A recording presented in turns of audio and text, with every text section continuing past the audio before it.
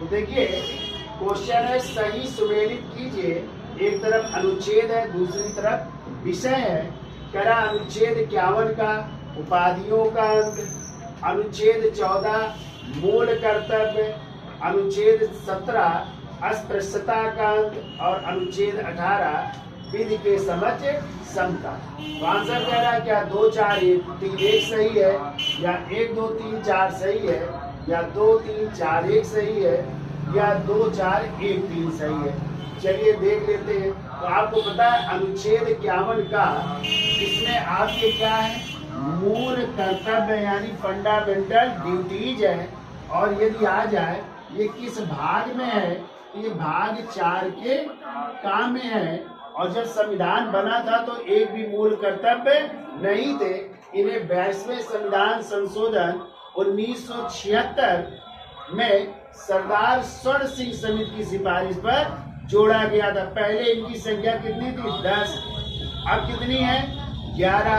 और 11वां जो मूल कर्तव्य है वो है 6 से 14 वर्ष की आयु के बच्चों को निःशुल्क अनिवार्य शिक्षा दिलाना प्रत्येक गार्जियंस या प्रत्येक माता पिता का कर्तव्य। और ये कहाँ से लिए गए हैं, तो ये लिए गए पूर्व सोवियत संघ या वर्तमान रूस या यूएसएस आज से लिए गए। ठीक है, क्लियर। तो इस समय वर्तमान में 11 मूल कर्तव्य और 11वां जोड़ा गया था 86वें संविधान संशोधन 2002। ठीक है। ये कह रहा है अनुच्छेद 14, अनुच्छेद 14 में बात की गई है विधि के समक्ष क्षमता की। और ये विधि के समक्ष जो समता वाक्य है ये कहाँ के संविधान से लिया गया है, तो ये ब्रिटेन के संविधान से लिया गया। ठीक है, क्लियर।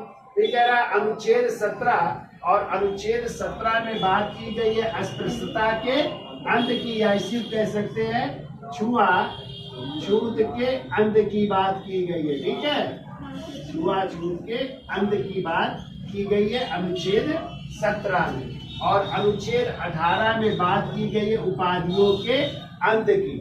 लेकिन कौन सी उपाधियों को छोड़ करके, शिक्षा और सेना की उपाधियों को छोड़ करके बाकी उपाधियों के अंत की बात की गई है। और यदि कोई देती है सरकार तो आपको राष्ट्रपति की परमिशन से वो उपाधियां प्राप्त कर सकते। तो अब मिला लीजिए, तो आंसर क्या होगा, ए का दूसरा, बी का चौथा, सी का तीसरा और डी का पहला, यानी 2 4 3 1 आंसर हो जाएगा। ठीक है।